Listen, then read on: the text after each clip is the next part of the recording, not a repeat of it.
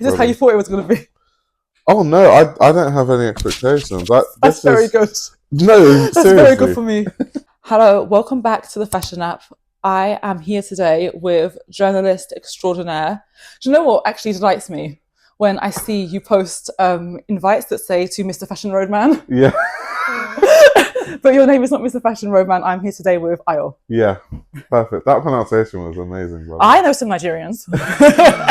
Yeah, it's kind of weird, like the fact that my alias is Fashion Roadman, because hearing like fashion execs say that absolutely kills me. Just the way that Roadman, like the poshes is so funny. Just every time I see it in calligraphy, I don't use that word a lot, but it delights. That's the only word I can think of. It delights me. It does make me chuckle a bit, yeah. Because I was even going to ask at some point if you're ever going to just go by your name. A lot of people like to, separate themselves from the character, but I think it's too fun. Well, I don't think I ever want to use my. I think it's too serious. Yeah. Yeah, I feel like too businessy if I was like using my name as like my social media personality. Yeah. Mm-hmm. So when do you recall becoming aware of fashion? Oh, wow, how much time do we have? When I was younger, I guess being Nigerian, you kind of care about fashion because like I used to go to church and there's this like Sunday's best whole thing where everyone wears their best clothes to church and your clothes have to be perfectly ironed. And then I actually, so I went to secondary school in Nigeria. And when I was in Nigeria, I feel like there's a level of like understanding and love for clothing in Nigeria. So when I was in secondary school, for example, everyone used a tailor. It wasn't even like a class thing. It was to do with that's just a normal thing. Everyone goes to a tailor. Everyone uses a tailor. Which is why, coming back to the UK, it confuses me why people's things don't fit. Because in Nigeria, literally everyone goes to the tailor. It doesn't matter what class. So there was that I started to get into. Also, it's kind of like generally unacceptable in society to have like unironed clothing. So you can't be like, Mom, it's Prada. Exactly. There were certain trends in Nigeria at the time. I think Nigerian fashion is very inspired by America. So at the time, when I said I was wearing like studded belts and shutter shades and colourful skinny jeans and high You were in that swagger era, dude. Exactly. Right into the swag era. That was all in Nigeria because that was actually big in Nigeria at the time. See, when I read that about you, again, I was delighted. I was like, this is perfect because, I also dipped my toe in that. Yeah, I was jerking. I was doing all of it. All of it. So that was kind of like getting into fashion in more of a sense of like, okay, I know about the trends and different subcultures in the US and stuff. And then I'd say fashion with a capital F. I didn't really know about that until I went to sixth form. In sixth form, I met these two guys, Toby Roberts and George Vickery. And they were wearing like Rick Owens and like Yoji and stuff. And this was so long. I was like, what are you guys, like, I need to just understand, like, why you dress like this? And they're like, okay, cool. And they gave me some like stuff to look at. And then I started reading about Yoji Yamamoto. And then I kind of just got obsessed. And that's how I kind of got into that side of fashion. So yeah, it's kind of been like a progression. Yeah. It's unusual that people say like, oh, it was sixth form. Everyone's always like, oh, I was just born. And I know, it definitely wasn't that. No, but I like to hear like a different story. What were you studying in sixth form? Subjects. Yeah. So I was doing maths, chemistry, and sports science. So then you made the switch to journalism. Was that because of fashion or?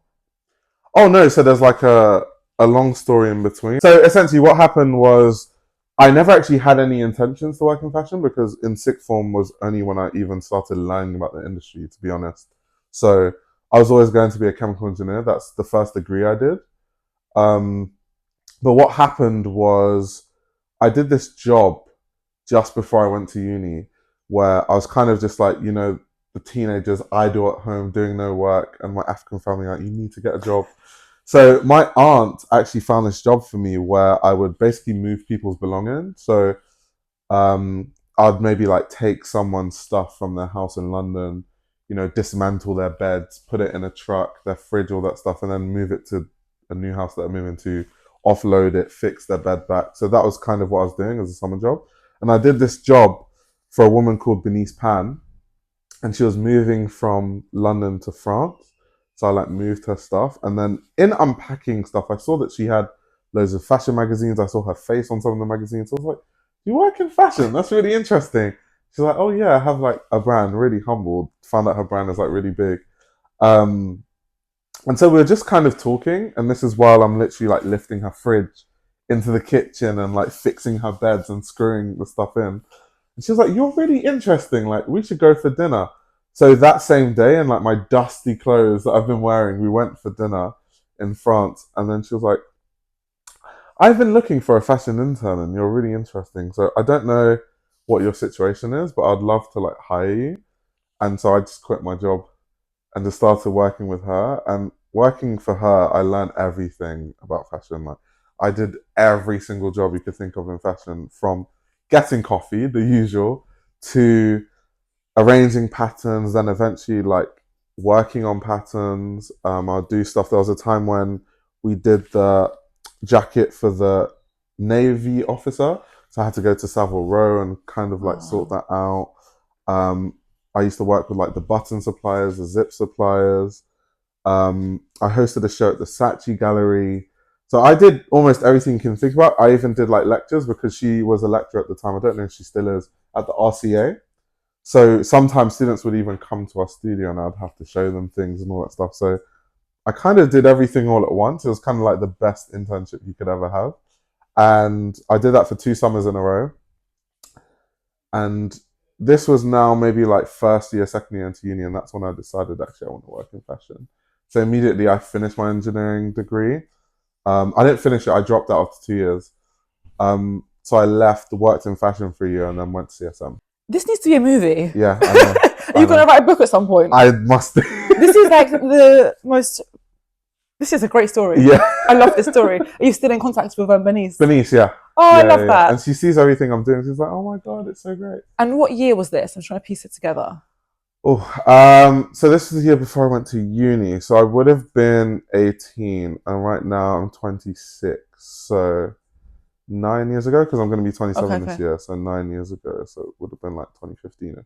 Yeah. Right. Wow. God, what Yeah. a transition. So I you were know. just ready to be this chemical engineer and then you just meet one person I know. and unpack their. That's just a crazy story. You actually started your YouTube channel while you were still studying, right? Before I was studying. Before Yeah. you were studying. Yeah. So was that in the gap in between? So I started my YouTube channel when I was in university in Leeds, when I Okay. was studying engineering. Right. So I had it for about 2 years before I went to CSM. Yeah. Because the question that I had, because I know a topic that I've seen you talk about before, which we'll get to in more in depth Yeah. later, is old guard journalism style versus like Yeah. YouTubers. And Yeah. I was really interested to know what your tutors thought about your YouTube, if they knew about it. That's funny. I'm making some karma right now. Wow, PTSD. No, I'm joking. So it's strange because when I went to CSM, I thought, because the course is called Fashion Journalism and Communication, and my whole idea going to CSM is like I thought a weak point of me at least was my writing. I thought my writing was a bit subpar, but I thought I had all the other skills. I like worked in so many different capacities in the industry, had so many jobs, learned so many skills. I just felt like I just needed to be a better writer if I ever wanted to be a journalist, which is why I went to uni. But because it's fashion journalism and communication, I would have thought that they would also be very supportive of like other mediums of communicating fashion. Because at the end of the day, if you think of traditional journalism, there are literal presenters that study journalism for the BBC. There are people that, I don't know, will go to, let's say right now, Israel and like report on what's going on. And it's like a documentary and these are like trained journalists. So I found it weird that in an academic sense, that doesn't exist. So actually, I was actually one of the people that kind of changed the course at CSM, where I kind of normalized doing documentaries and video content as projects and stuff like that. So actually, if anything, there was a lot of tension between me and the course, and I feel like I kind of changed it when I was there. Yeah, I thought you might say there was tension. Yeah. I was hoping you were going to be like, no, like my tutors, they were really like No, creative they and they weren't. got it. But I knew that wasn't going to be the case. No, it's like, it's not really real journalism. And I was like, so I had to give them the whole spiel about, so on the BBC, is that real journalism? What about fashion makes it different? And I was actually telling them that this is why fashion isn't taken seriously, because we don't operate like other mediums of journalism. But no, they weren't supportive. If anything, they always had an issue with it. I remember in first year, at the end of the year, we had this meeting where our tutors would tell us like what they think of where we are. And my tutor said something along the lines of, Ayo, you're doing a lot of things outside of uni, and I feel like you're not focusing on the course. And I was like, but I literally have one of the best grades in the whole year. That doesn't make sense. I thought it's good to have extracurricular activities. I know, and I graduated with a first, but I think what it is it's this CSM mentality of like your life has to revolve around the course. Right. You can't have a life. Your life has to be some St. Martin. It's like that thing. And I just didn't care about that. Rightly so. Yeah. Rightly so. So yeah, they want to talk to me. Have you heard from any of them since? Not really. I know they watch. Definitely, I know they watch. Because my lecturers follow me on Instagram. Yeah. There you go. That's all I needed to know. All I needed to know. And I bet they see their friends and they're like, oh, I taught fashion Roadman. Yeah. The thing is, I love my lecturers, like Claire, James, Judith. Those are all the people that lectured me. I actually do love them. It's just that I just disagreed with them on like the way they saw things in certain aspects, which is fine. And I was able to push back because I guess I was older. And so I wasn't, I think a lot of people are kind of scared of them and stuff, whereas I'd be like, no. But I guess also the years that you were studying, that's when the tides were just starting to turn, right? So people probably didn't really get it. Also, like to go on YouTube, they probably thought, well, this isn't real journalism, and especially not BBC because it's not TV. Like, but from my perspective, I had seen it happen so many times because I saw the blogging era. Like I when I got into fashion that was when it was. Like the likes of Diane Pernay, who is like huge now, really famous, but back then, like people were trying to act like she's not a real journalist, which blew my mind because she had a fashion brand that was really successful for so many years in Paris. She worked for like Elle magazine and other magazines that were really prominent. So the idea that it's not real journalism spun my mind. So I just knew it was just another phase of that. Yeah. Yeah. Yeah, Diane Pernay is great also. Shout out Diane Pernay. We know that, I'm going to say partially, social media has partially levels the playing field in terms of fashion, jobs and access. But you actually have an ebook that I think is really cool. Effective ways to learn about fashion. What pushed you to make that? To be honest, the main reason I made it is I get the same questions all the time online. And like I still like answer the same questions. It's just like, it's a thing where I was just like, let me just write something where if you want the information all in one place, you can just like buy this ebook that's like not super expensive or whatever. And you have all the information in one place. So it has like all the fashion terminology I normally use. Like, cause sometimes it's like assumed knowledge. Like I can be describing something and I'll be like, oh, it's like a fishtail dress. And then people are like, what is that? Like, what are you talking about? So I have like all the terminology in there, all the fashion journalists that I really love and kind of a description on like what they actually do. Like this person, they write about sustainability. They're like a sustainability person. This person is this. This person does this magazine. So I have the likes of like Tim Blanks on there, Rachel Tashjian, Roman Gavan, Chantal Fernandez, like Eugene Rabkin, all these like amazing journalists I love. And then also like actual tips on how to learn about fashion. And talking about like do's and don'ts, because I feel like a lot of people take things for face value. So for example, there's a really good John Galliano book by Katie Taylor, and the reason she wrote it actually is because the John Galliano books before then have a lot of misinformation in them, that she kind of wanted to set the record straight. So it's also about like being able to discern when this is information that's true versus not, or you have the likes of Schiaparelli. Schiaparelli historically is known to like make stories up to make herself seem more like larger than life. Alexander McQueen did that too, where he would just make shit up just to make himself seem interesting. So you have to kind of be able to discern what's true and what isn't. So just kind of giving tips around that. But I feel like it's really hard to navigate if no one tells you. So that was like the main reason why I wrote it. Yeah. I just think it's really cool in a world where people are very much like, bring back gatekeeping, like lock the door. I just imagine if I was like a younger person that, you know, just started to get into fashion, that would be like such a great tool. To have everything in one place in like a digestible way. So I just thought, that was a very like noble thing to do actually. But the ebook is just the entree because you also have a magazine. You have the Fashion Archive. So what was your motivation to then start a magazine? Oh, so the magazine was mainly, I just wanted to put something out that's like interesting, and interesting in the sense of like, because I feel like magazines can be interesting in different ways. It's like the imagery or maybe like the articles or who the interviews are with. In my sense, kind of all my favorite magazines, I don't like them anymore, and it annoys me. So I used to love Days, don't like it anymore. I used to love ID, don't like it anymore, because when I first got into fashion, like going back to when I was reading about Yoji like 10 years ago, when I would open ID magazine or Days, I would learn about some random designer in Brighton that's doing really interesting things. Oh, check out this like really cool designer in the corner of Romania. Whereas now, it's nothing like that anymore. It's so uninteresting. A lot of these magazines, they just talk about the same brands over and over again, and they have interviews with the same people, and even the writing is very questionable. So that's more so Days. I think ID writing is way better. The writing is also questionable. The quality of the like interviews are not great, and then also half of it is ads. So you just feel like you're buying an ad book. I can go on the Instagram page and look at the same campaigns. So it was just like, it's really sad that that's happened. So I wanted to make a magazine that kind of reminds me about reading vintage The Face magazine or like old days issues. So it was about looking at interesting creatives that aren't huge.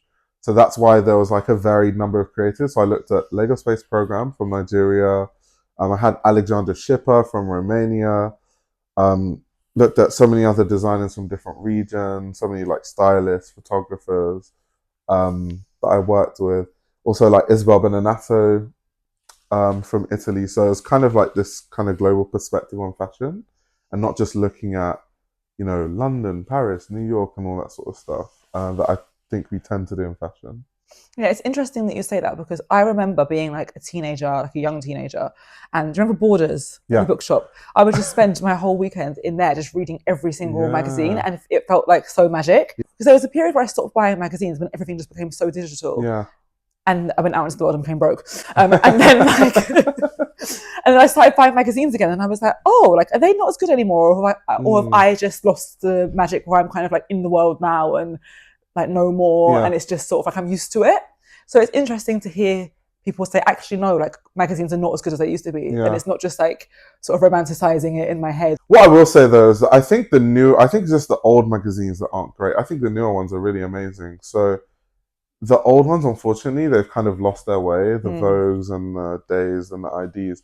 But I think actually, I was reading this new magazine, I think it's called Beyond Noise. Okay. It's so good. Like I was reading their first issue. Their first issue came out maybe like a few months ago. It's so good.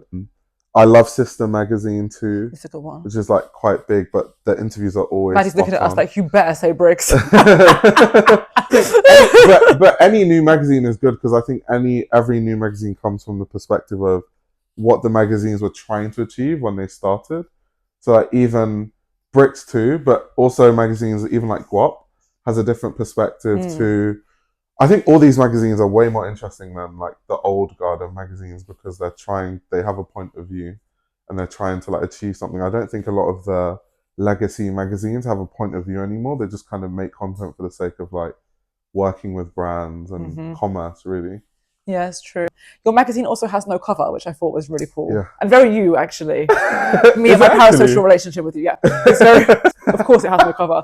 Tell us a bit about that. So it's kind of like, it's not that deep, but I guess it kind of seems that way. But the reason why I don't have a cover is because I feel like having a cover in a magazine puts people on a hierarchy. So I feel like when you have a cover star, you're almost inherently saying that this person is the most interesting aspect of this magazine. And this is the selling point of the magazine. And I felt like that does a disservice to all the interviews, because I want to hold them on the same level, because I think all of them hold the same weight. So I thought by having a cover, you kind of take away from that. So I was like, yeah, I'll just make the cover black. It's such a cool concept. And then you literally can't judge it by its cover. And if you're going to read it, you're not reading it because, oh, I saw Rihanna on the cover, so that's why I'm interested. You're reading it because you probably know about the magazine, so you're interested in everything that's inside. And that's so true, because you see people that maybe are not like regular buyers of like a certain magazine, but they'll be like, oh, I want to get this cover because this person's on it, and they sort of like collect covers and maybe don't read them, or just like yeah, they know it might be a collector's item one day or Exactly. something. Yeah, I guess if you were to do many, would they all just have the same Yeah. or different color? So I actually, because I released my magazine I think 4 years ago, and I've only done one issue. Yeah. I am re-releasing it next year, and then I'm going to do annual issues. But that's also a thing because people say that like it looks so chic, so they just want to like collect it and have a stack of just black books So on you'll a keep them row. all black. Not all of them are going to be black. So I have numbered issues, like numbered, but another idea I have is to have location-based issues. This is So cool. I'm going to do a Nigeria one. So the cover is just going to be a Nigeria flag, like green, white, This is green. very cool. But the normal ones will be black. So then if I go to Turkey, then it'll be like red. Then if I go, I don't know, anywhere else. So yeah, it depends. There's a magazine called the Int magazine, run by a Yeah. girl called Isis Nicole. Have you heard this Yeah. magazine? Yeah, their most recent one. I think they had like a debacle with like the cover shoot, but they just put an aura Oh. that was like the vibe of what's inside, and it was like one of her. I interviewed her, but we need to redo the interview because I've got more questions. She's a very interesting person, but yeah, she was like, it was one of her favorite covers in the end. It's cool. Yeah. I think it's really cool. I didn't know how people would like receive it or take to it, but the feedback was really good. So I'm happy that people like the idea. Yeah. Yeah, well, it sold out in a day, so Yeah. I feel like people were happy. Just drop that in there. Did you always have a curiosity for how fashion shows up in different parts of the world, or did it grow out of like frustration from seeing the same stuff over and over again? So with me, because I like read a lot about fashion history, but from a global perspective once again. So I read a lot about African history and fashion and Asia and obviously Europe, of course. But I always feel like fashion discourse, maybe because I live in the West and I'm based in the West, and most of the people that I talk to in the industry that I'm involved in is based in the West. But it seems like the conversations we have in fashion never revolves around anywhere but the West and maybe the US. Mm-hmm. And I thought it was weird because some of the most iconic designers, one are from like Japan, or some of the artisans that like we love are from India. A lot of designers take a lot of inspiration from Africa. So I thought it was kind of weird that like it's okay to take inspiration from these places, but not highlight any of the industry that's happening there or any of the work or the designers there. So I just became more curious, and that's why I started like a documentary series. So I've made like 2 documentaries so far. I had one in South Africa in Cape Town, and I did one in Istanbul. And it's really just about highlighting creatives and their creative scene in like a different place to like the usual thing that we see essentially. What made you choose those places? I think they just interested me. South Africa I think is really interesting. I think some really interesting designers are there, whether like Tebe Mugugu, who won the LVMH prize, Sindiso Kumalo, just so many designers there that are just amazing. Same thing with Turkey. Turkey was actually more interesting because I thought about the fact that so many brands produce in Turkey. No one really talks about the designers there, even though everyone talks about Turkey in terms of, yeah, if you want to produce jeans, go to Turkey or whatever. They're really good at knitwear. I thought it was really odd. And it was really interesting because in my documentary in Turkey, I spoke to this guy called Metin Gürsoy who does PR for Hermes, and he's like really big in PR in like Istanbul. And he was telling me that like that's an issue that they're having, like trying to market Turkey as like a country that doesn't only produce clothes but also produces designers, because people only go there for the clothes. So it was really interesting, like even uncovering that through the documentary. London and Paris is not the only place where fashion happens. Yeah, it's so true. I interviewed a woman actually who has underwear brand. Yeah. She's Bulgarian, and nice. a lot of times in the interview, Yeah. she would be like, "It doesn't look Bulgarian at all." And I was like, "Why do you keep saying that?" And she was like, "Because people have an image in their head of what like Eastern European fashion looks like, and I always feel like I'm trying to like convince people that my stuff actually looks really good, and like the same people that we're using in Bulgaria produce this brand and that brand that you know, but people have like a stigma." So I think it is very like necessary work and just very cool work to show, like highlight all of these designers. Like I really rate it actually. Yep, thank you very much. I appreciate it. I don't know. It's weird. The stigma is weird because brands produce almost everywhere. I guess it's because people don't know, because once again, these brands exploit laws where you can just like finish a garment in Italy and say it's made in Italy. So consumers genuinely just think stuff is made in France or Italy, or don't know that like stuff is made in 10 different countries, that same garment. So yeah, it's very like the Emperor's New Clothes vibes. Yeah, it is. It honestly is. So obviously, you've been quite outspoken about, as we said earlier, like pushback, about social media reporting. all this fabulous stuff that we do. Yeah. Do you think we're getting to a more accepted place? Like we recently just saw like Lias, for example, got hired by Interview magazines like a correspondent, which is like quite a big moment, I think. Do you think we're moving to a better place, or do you think there's still people that's like looking down their nose? I think now, no. I think we're finally at a place, kind of like Lias going to Interview magazine. The fact that every year now I'm seeing content creators like be like properly accepted into fashion. Like I've seen Hanan, I Deserve Couture, part of the BOF 500 last year. This year there was Lias. Like when I first got into fashion, the content creators never would be in the cut or in Vogue or whatever. Whereas now it feels like almost every week there's a content creator in Vogue or in the cut. So it's completely been accepted. But I think that's only like a since last year thing. Yeah, it seems very like if there's been a surge, I feel like. Because I think back in the day, it was more like if a content creator was going to be put in a magazine or like on a pedestal somewhere, it was normally like an influencer who they could dress up, who had a lot of followers, but not necessarily somebody who made fashion content. Or if it was fashion content, it was just sort of like, this is my outfit. I know. Really like, this is the inner workings of the industry. And like, it's because the analytical, like, I'm going to analyze a runway show didn't really exist. Because on YouTube, I remember I wasn't the first to do it because Show Studio existed before me and people were analyzing runway shows there. And then there were also like pockets of fashion channels that did fashion history. But I guess I was the first like individual to just like sit down as one person and then like just review runway shows and talk about all this stuff as like a person. And then Haute Le Mode started around the time I started too. But I guess it's because this content didn't exist on YouTube. Right. This content existed in the blogs. There were bloggers doing the stuff. The journalists were writing the stuff in magazines. We just brought it to a different platform, which is why I find the snobbery, especially early on these platforms, really strange because it's just a different medium. We're actually doing the exact same thing. And I think a lot of journalists, instead of hating on content creators, I think they'll be better off going to those platforms because what they don't know is these journalists have so much knowledge, so much understanding, so much experience that their experience would put them at an advantage over like a 15-year-old kid who's just like learning things and then posting about it on TikTok or whatever. But they almost don't realize that. All they think about is, why is he on the front row? Why does he get to be on the front row and I'm at the back row and whatever? And I'm like, because it's a business and businesses are trying to look for getting a return on investment.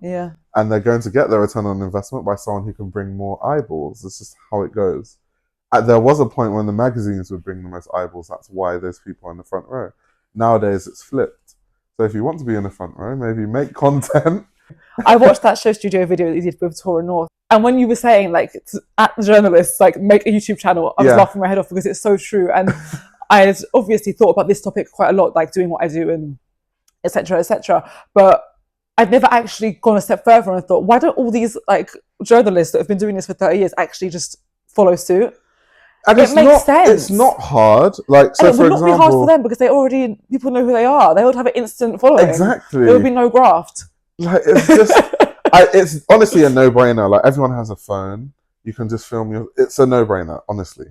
And all they need to do is just chat about interesting things. Literally. And they'll build an audience. Like, every single year, I see really cool fashion channels. Like, this year, I've discovered 2 amazing fashion channels. Which ones I want to know? Dolce Jeans.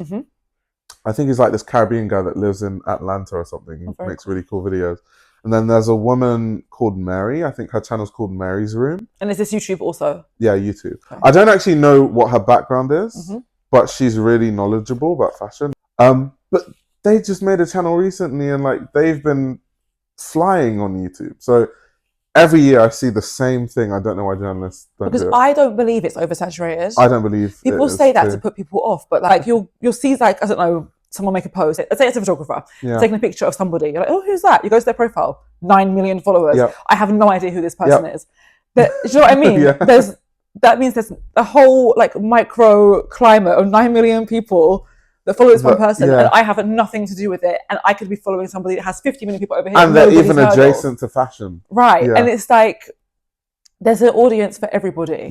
So I really don't think people should be deterred, and I'm happy that you just brought up 2 people that are recent that you're a fan of, because I think it's encouraging for people to hear that. I think it can be quite intimidating for people that want to start, Like I only started 2 years ago. That was very late in the game, but I still see new people starting. I'm like, good. Like I always want to find new people to follow Yeah. and new things to watch and new perspectives.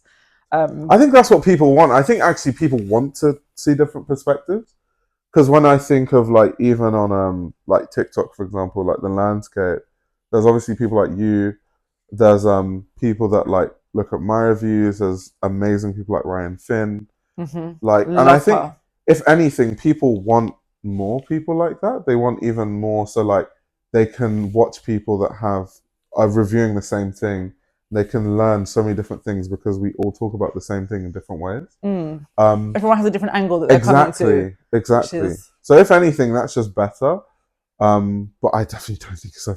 I don't even think we're even close it's to that. undersaturated. Yeah, literally it is. I think some of it is rooted in gatekeeping. I've seen people that make content say that like, oh, it's oversaturated. They just don't want people to make content so they That's can just just like code word corner the for I can't market. get a brand deal this month. Yeah. Oversaturation.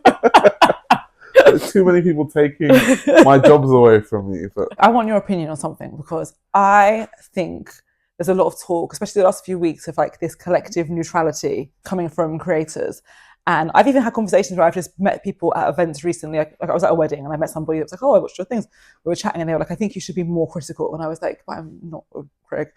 But I am seeing a lot of this talk of who is a critic, what makes a critic, who is critical enough, who is not critical enough. yeah, You put up a post that shook the table a little bit, and I've seen a yeah, lot of people agreeing with you and reposting it and putting in their 2 cents of why they're reviewing the way they do, and it started a bit of a conversation. right. This isn't really a question, but what's your you've given the 2 cents, what's Yeah. the 4 pence worth? What's the 4 cent?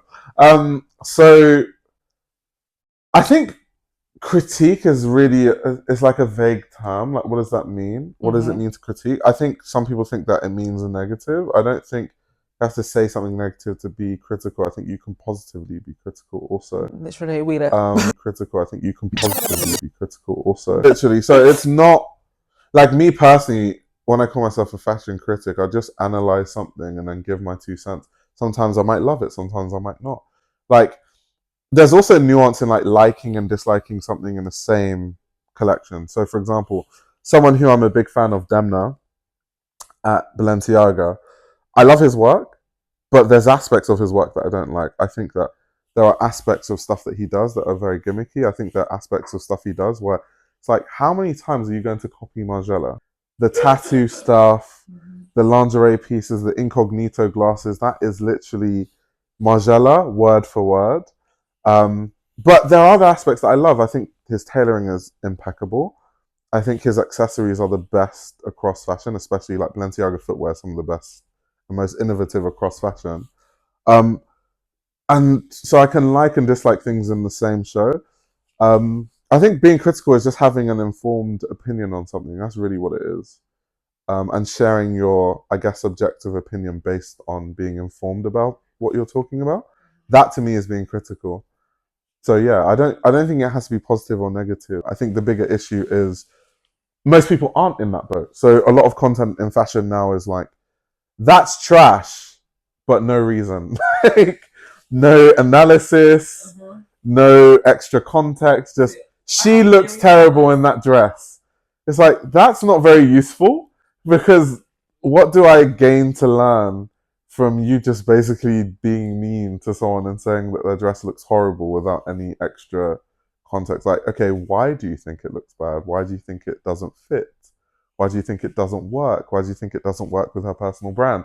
That's when we're getting into now you're like a critic versus just, I guess, like espousing random shit online, which some people do, to be honest. In like randomly negative videos. I think people have cottoned on so you get more views if you just drag something. To be true, negativity gets more views on positive. So like, if I just hate everything, people will comment more, I'll get more engagement. There's just people to be like, you should be saying more negative stuff about designers. I was like, wow, is this the expectation on creators now to kind of just... I think I know where it comes from. I think where it comes from is the fact that there are a lot of TikTokers, YouTubers, influencers, journalists that aren't critical because there are like financial implications to being critical. And I'm even positively critical they don't even do that, because if you add too much nuance to a brand, it leaves space for people to like be aware of like things they might not want to be aware of. So a lot of journalists just have these like blasé kind of ways of writing about things so that they can always go to the next show and like be invited to the dinners and get the free gifts and stuff. Because if you're too leaning to one brand, they might put another brand off you. Exactly, which is fair enough because it's like I like brands that understand. So for example, Celine is a brand that I work with, and also if I need any information, like I can get it from Celine. And Celine also do send me gifts sometimes. But I don't feel like I can't not say anything negative about Celine. I don't feel like they'll be like, how dare you? We're never talking to you again. It's not that vibe. They tell me that the way you talk about the clothing is so new. Like no one actually talks about Celine in that way. Like the way you talk about it. So they appreciate how deeply I'm going into it, whether it's positive or negative. And I think now that fashion is being more open to that, now we're seeing there's more scope to be critical. But I think there is a big reason why a lot of people want people to be negative because they're kind of jaded by all the like, that's amazing. Oh my God, I love that. Oh my God, that's great. Oh my God. And even these people saying it's great, once again, there's no context to it being great. It's just like, fantastic, amazing, it's the bee's knees, like all these like buzzwords. I feel like in the old days, maybe even before our time, Yeah. like there would be journalists on the front row that were known for being extremely critical, people like Kathy Horn or someone, and people would be like, with bated breath, the designer waiting to be dragged or not dragged by them, Yeah. and they would still invite them back next season because it's like, maybe they're going to say your collection is shit and they've got a reason why, but if they say it's good, that's like a means something to them. Yeah. Whereas now, people are scared if they say like, "Oh, I didn't like the look of that trouser," they're going to get struck off the list forever, and their careers will be over. It's so weird. Yeah. Because people were much nastier than that. Like, oh, people are horrible. Where they, for example, in the day, like, Kathy Horan, Susie Menke. I think they're horrible, but within reason. So, like, even like Dana Thomas, who's a journalist that I really love, she has this really funny quote about Mitra Prada that like kills me every time. About like Mitra Prada trying to be like a communist and stuff, but at the same time, she's like from a multi-millionaire family, and she buys these Saint Laurent every week, and like talking about the disconnect between like how she thinks that she aligns a certain way politically, but then her lifestyle doesn't align. But like she was going in on Mitra Prada, but it was funny because it's true. Yeah, it is true. It sounds mean, but it is actually fact. I guess with everything being so new, everyone's accepted that we're here, and now it's like, right, now in what capacity should you be here? How are we going to let them infiltrate? Where do you see fashion journalism heading in the future? I think everything is just going to be more and more digitalized. So I think a lot of traditional journalists are more going to be like content creators, and everything is going to be a subscription. It's so expensive. Too expensive. Like it's my job to talk about fashion, and even I can't afford like because I have a BOF, a Vogue subscription, and like a few others like Washington Post, and then I was like, okay, let me see how much a Women's Wear Day. I was like hundreds of euros for a year, and I was just like, yeah, I can't. Like, if I get all the subscriptions, I'll literally be broke. Some of them, I'm like screenshot before the clock comes. I'm gonna get that story, and I'm gonna look me out. Some are a lot better than others. I think that Vogue Business, BOF, and Women's Wear Daily are probably the best ones in terms of like how consistently they post content, the quality of it. But yeah, everything's going to be a subscription. I think that every magazine is going to become like a talent agency. Already seeing that with like Hype Beast and High Snobiety and Days. It just makes me a bit sad actually, because I think what's the kids coming up to? Everything's behind a paywall. So yeah, where are they going to read stuff? But that's why there are certain platforms that you can go to. Like even with me, for example, my YouTube channel's free. Yeah. I have a Discord. It's actually quite interesting. Sorry to cut you off. When you look at like things happening adjacently, it's like, okay, so something's on behind a paywall, and people were surprised that suddenly there's all these creators making free content. Yeah, it's quite funny, you know. It's funny because I kind of have a mutual understanding with a lot of platforms, because I was talking about this with a friend the other day where like I bring a lot of traffic to BOF because I'm always talking about their articles and like talking about, oh, you subscribe if you can. But at the same time, I kind of take their paid content and make it free, because I might do a live stream about a news story and read the BOF article in the stream that people don't have access to. But they don't have an issue with it because I'm also inherently giving them traffic back to the people that will go and read it. So they almost don't mind it, even though I'm kind of breaking some sort of like terms and conditions by doing that. But something's not really against terms and conditions unless the brands want it to be. Like there's so many things I do that like I might take a brand's runway show and like put it in a video, which technically I don't have the rights to do that, but they let me do that because they want these things to be talked about and they want to be relevant. So there's kind of like yes, there are these paywalls, but there are also people like me who take these paywalled content bits and actually bring it to a free domain. Yeah. Appealing content strikes every single time. And winning, by the way, every single video. Oh, no way. Every single video. Every time I write, this is a free game, this is a sentence, this is commentary, I do not claim to own any of these images, and I get back in the pay program like that. But every single video. No way. There's only one platform that always copyrights me, which is AP News. They have a thing, I'm like on some watch list. Then they just like specifically are like, yeah, we noticed that you used our video. Can you take that down? But they have like all the archive like John Galliano runway shows on Marjal. So like I have to use it. Yeah. But then they don't like that. Because you mentioned your live stream. We spoke a bit about it when I saw you at that lunch. But I'm fascinated with them because they're so long. They are very long. You're on there for like the only people I see that's on live as long as the people that are playing like Call of Duty. I know. Hours. But it's so cool. And I do watch the re-uploads like when I'm getting ready and doing my stuff. And they're really interesting and they're really funny.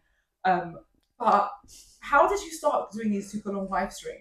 Did it just get longer and longer each time because more people sort of started engaging? So do you know when it started? COVID. Oh, okay. During the lockdown, because no one had anything to do. I was working for a fashion company at the time, and then I was furloughed, like most people. So I was just in my house. I had this money that I had nothing to do with because we were at home. I couldn't even spend it if I wanted to. Yeah.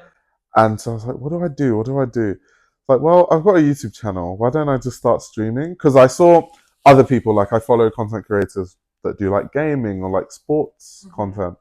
Where they would stream like a basketball game or whatever, or like football content creators. So I was like, why don't I just do this but for fashion, where we have like a marathon and like we talk about 5 shows in one stream, we talk about 10 news stories in one stream, and it just kind of picked up. And like now I have a very dedicated audience of people that are at every single stream. So cool. Yeah, it's so interesting. It's so much fun. I didn't even expect it to like do what it did, to be honest. It's like really, really cool. And they're also very funny. I feel like there's I can't remember everybody's name, but there's people that you're on there regularly with. Hanan, I Deserve Couture sometimes. There's Finn. Yeah. Finn, there's Dami, there's Micah. There's like the regulars, Leo, there's 2 Leos. Okay. But there's like a good community of like 8 people. For some reason, when I started seeing your content, I thought you were a very serious person. I don't know why. So do you know what's funny? Actually, like, very funny with the streams, I feel like my personality comes out more because in the videos they're too stuffy. I do really dumb shit in the live streams. Like even in the last Balenciaga show, Demna has this blazer where the top of the under the lapel looks like a pair of jeans. So to kind of mimic it, I put a pair of jeans on my head. That was like, now we're just like Balenciaga. Yeah. But I wouldn't do that in a video because it just doesn't, I don't know, you can't do that in a video. It's like really strange if I did that, but it works on a live stream. So yeah, I do think that my personality comes out more in the live stream. People are like, oh my God, you're actually funny. Like I thought you were really like monotonous. like, thank you.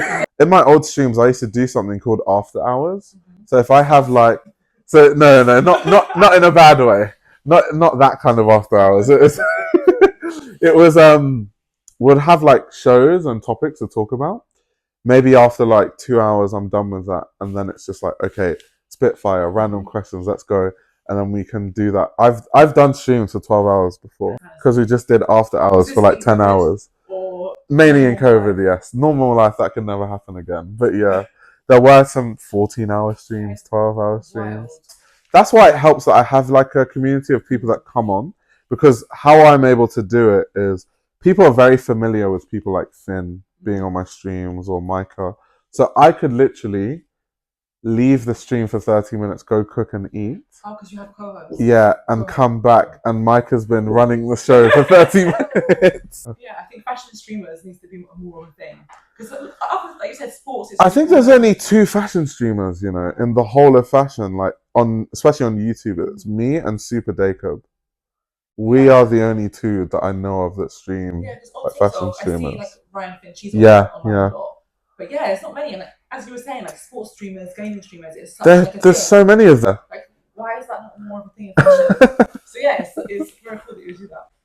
My actual last question, you kind of covered it. I just was very like intrigued by your swag era. But there was a question off the back of it, which was like, how would you describe your own style now? I don't know. I feel like it depends. My style is very random. It's actually hard for me to describe because I think that sometimes I'm more pragmatic. Like today, it was raining outside and it was windy, so I was like, yeah, I'll just put on like a raincoat and a t-shirt. But then in winter, I might wear some like crazy Rick Owens with the like really pointy shoulders, blazer, and like really wide pants. It's really random. There was a time when I said that I used to dress like a librarian that likes Yoji, but I stopped doing that because now I actually wear more color. Right. So I don't describe myself that way anymore. Because last time I saw you, you had a very beautiful bag. There we go. Yeah. I couldn't remember who you said it was by actually. So I'll send it to you. Yeah. I'll put a picture of it. After I commented on the bag and I went to talk to somebody else, I see like 12 people come up. Can I see your bag? Yeah. Yeah. So your style is more just whatever takes your interest. Yeah, whatever. I just open my wardrobe and I'm like, what am I feeling like today? Is it hard for you to buy something now that you're extremely hard? The inner workings. It's so hard. It's actually so.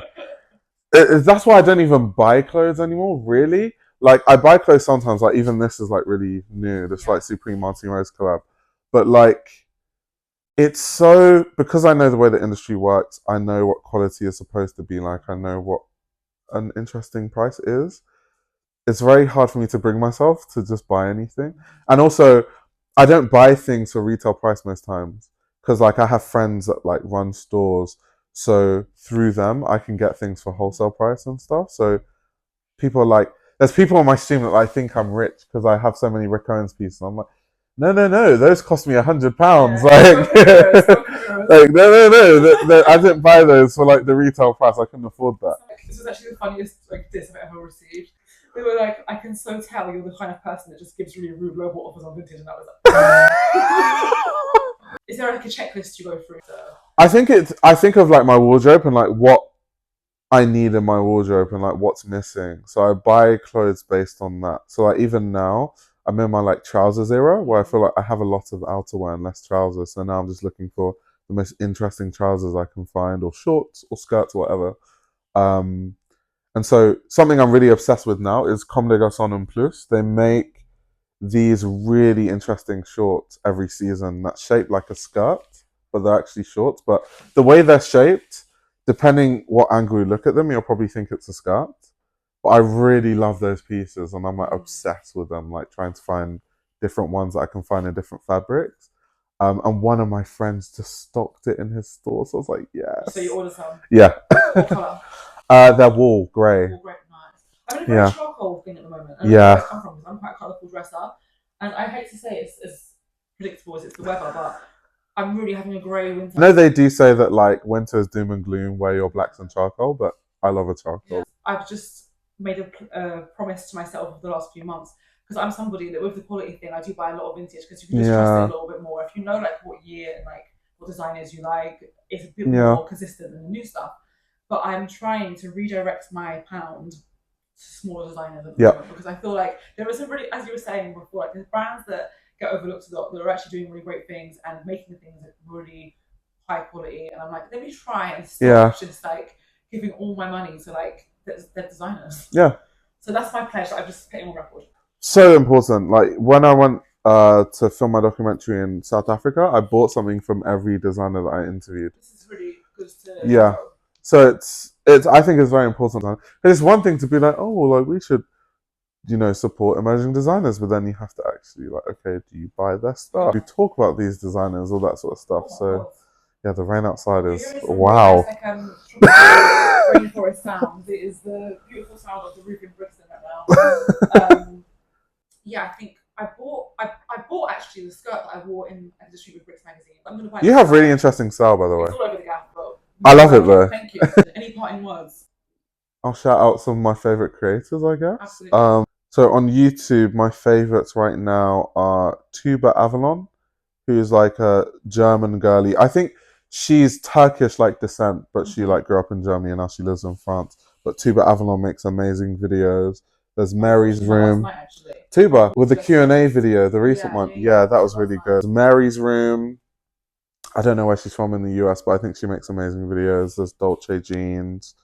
Those are the three people that I've been watching a lot recently. So yeah, my parting words are check them out, definitely. Fabulous. Yeah.